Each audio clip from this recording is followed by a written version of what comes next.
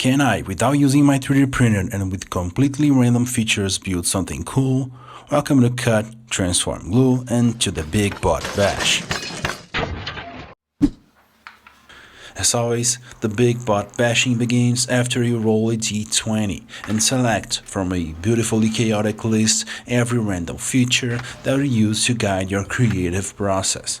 Okay, so we've got an alien head, some cannon arms. For the body we have engine, whatever this means. For the legs we have runner, some runner legs, and for the flavor we've got thief.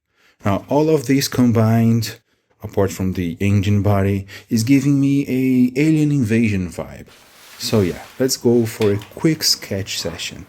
In this part of the process, I'm trying to design something new, let my mind wander freely, while still keeping kind of a mental map of the parts I might have in my collection. These aren't complex sketches, just loose silhouettes to first define the size and the proportions of the bot. Now, the challenge with builds like this is not even the features. Those we can totally make work. The real challenge is that I cannot use my 3D printer.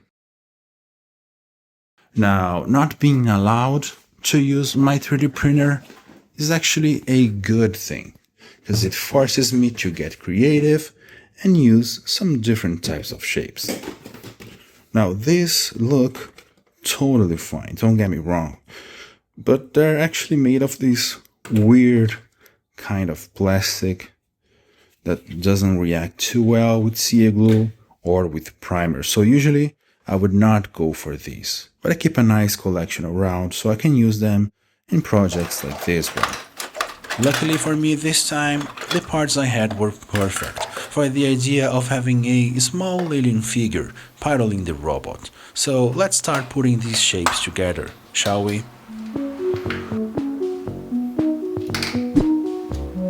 The internals were saved for a future project, and the rest was completely removed. Then I cleaned and buffed the part and closed it back up using some hot glue. There was no obvious way to connect the glass dome to the body, so I had to look for a better solution.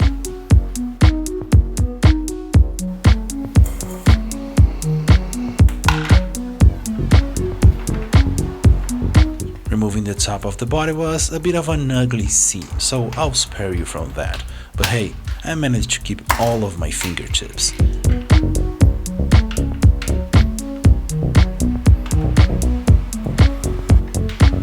To be honest, I don't really love using hot glue, but for this kind of plastic, it really is the best choice. And the last thing I added was a piece that would become the waist section.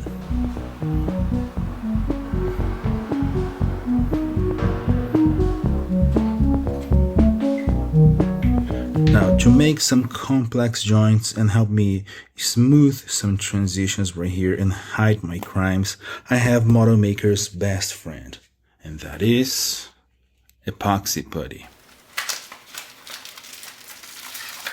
Making nice transitions between the shapes is what will take this model to the next level and help hide the fact that this is made from a bunch of separate parts, which is actually one of my main goals.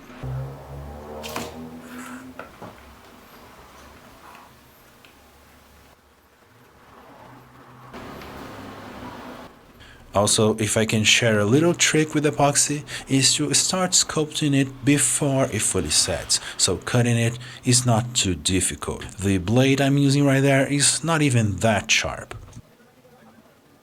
After some sculpting, which is actually one of my favorite parts of the process, I did some sanding, wrapping a sandpaper around a plastic tube. Then I did some finishing touches with the abrasive sponge, and the transition was nice and smooth. Next, I needed to start building toward the arms, so I marked where I wanted them to be, drilled a couple of holes, and attached a couple of discs using a ton of hot glue.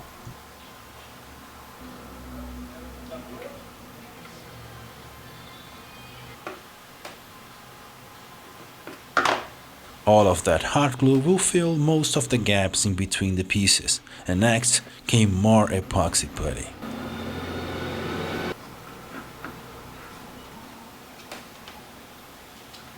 I again sculpted it before it was fully set, and then some more sanding.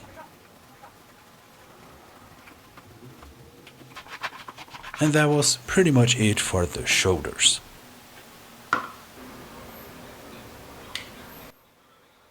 For the hips, building toward the leg joints, I used the same technique. A couple of shapes made from, let's say, less than great plastic, attached to the body using hot glue and epoxy to make the transition smooth.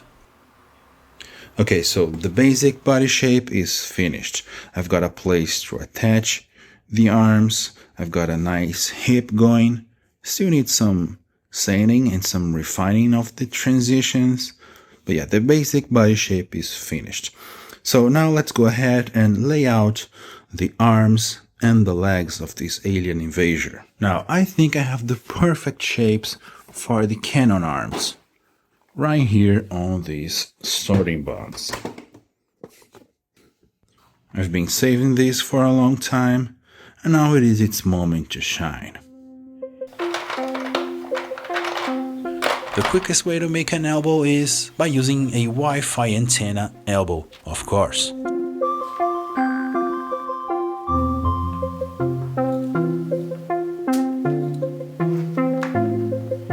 That pew-shaped piece looks so good, but it's made from terrible plastic, so I had to figure out a way to securely attach everything together.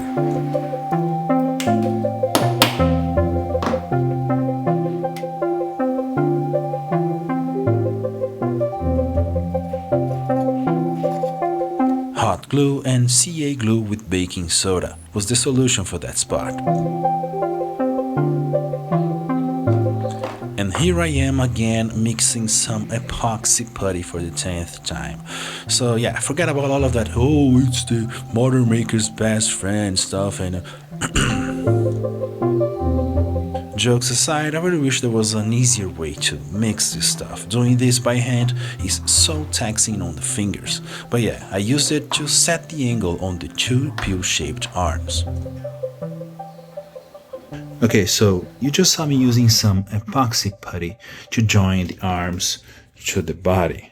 Now, I know you might be thinking, don't you want the arms to be separate from the body, you know, for the painting process? And of course I do. When it comes to joining plastic to plastic, epoxy is actually not that great. So hopefully once this sets a little, I can just pull things apart and have my angles correct. So yeah, I gotta be careful with this thing, move it to the side, let it set, and then work on the legs. Now, the legs for this project were quite a trip, if you ask me. I spent a couple of days working on the idea and then had to take a step back and throw everything away, unfortunately. My first idea was to stick with the tubes and those pew-shaped pieces, you know, to keep everything cohesive throughout the build. But at the end of the day, or the week actually, it just wasn't working. Now, this video was already on a tight schedule, and creating this failed version wasn't a simple process. It involved a lot of parts and a lot of steps, including more epoxy sculpting. But yeah, sometimes you just need to make things right. Now, let me show you how I actually made the legs.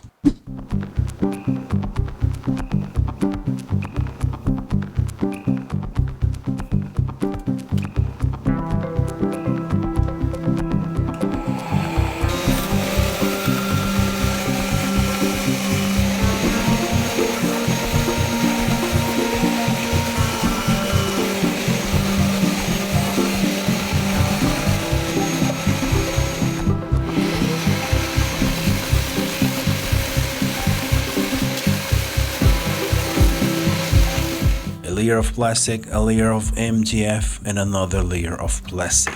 That's my new favorite sandwich. A new pivot point was added for a more dynamic pose just by cutting the top leg segment.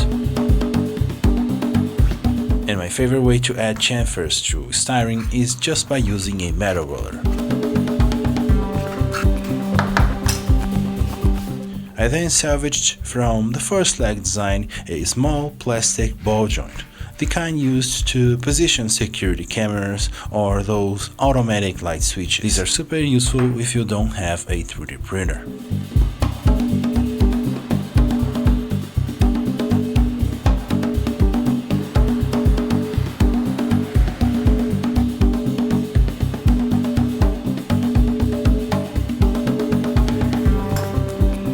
There is not really a wood grain on MDF, but that edge would suck the primer, so I simply sealed it with some CA glue.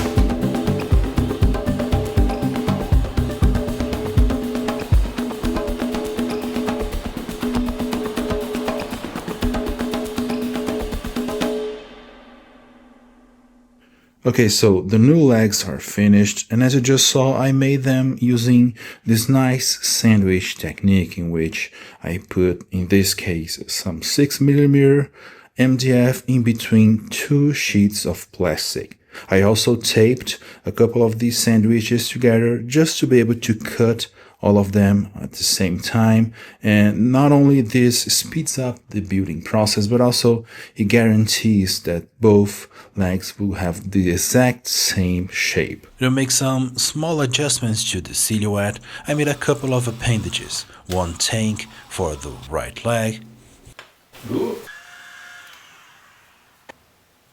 and a battery pack for the back. Okay, I'm almost done with the thing, and I can probably start the painting process, which I'll do using this dark gunmetal spray all over the pieces. Now, as you can see, the interior is still empty, and of course I want to put a small green alien right there for a comical look. I took the alien for a head, quite literally. Now, to sculpt this alien figure, I first selected a couple of starting pieces, just some basic shapes, so I had surface where I could later apply the epoxy putty.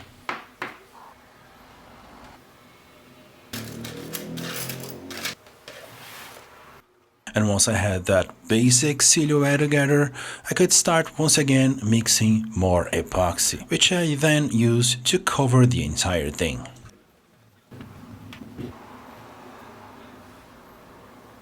And again, before it was rock hard, I started sculpting it with an X-Acto knife. From time to time, I used a marker to draw some lines on the surface that will help guide my sculpting.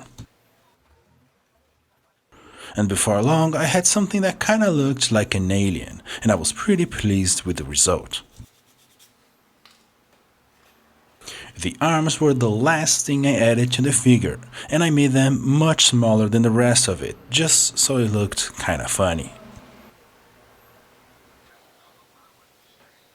And finally, then I finished by adding some coats of primer to hide some of my crimes. Okay, so the alien figure is primed and ready to be painted. For its color, I'm thinking a light green, which I'll mix using a couple of these nice neon acrylics I have right here. For the robot, I'll go with this beautiful purple right here, which I also mixed using my neon colors. Started with this super bright pink right here, added a bit of blue, and yeah, I'll go over every piece of the robot's body using this nice purple and to create a great contrast with the green alien on the inside. Now, the painting process, you guys know, is not really my thing. It's messy, hard on the body, and overall not the most fun part of a build, so I'll just go over the highlights here. Every piece received that purple I mixed with the neon colors, and it took me about 3 or 4 coats to get the color bright enough against that black base layer. Again, as I like to do, I create a kind of a gradient on the robot, keeping it brighter on the top and darker on the bottom, which is why I added this neon pink right at the very top, as well as some black on the tip of the cannon arms and also on the legs.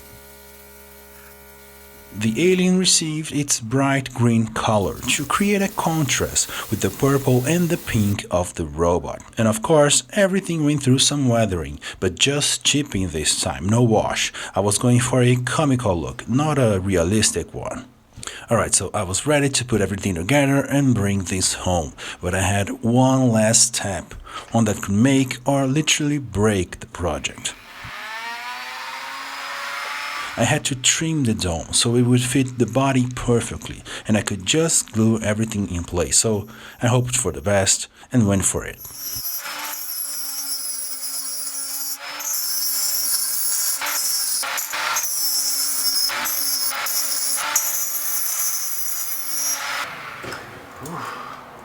Now thankfully everything went well, and now I can finally put this bad boy together. Let's go for it.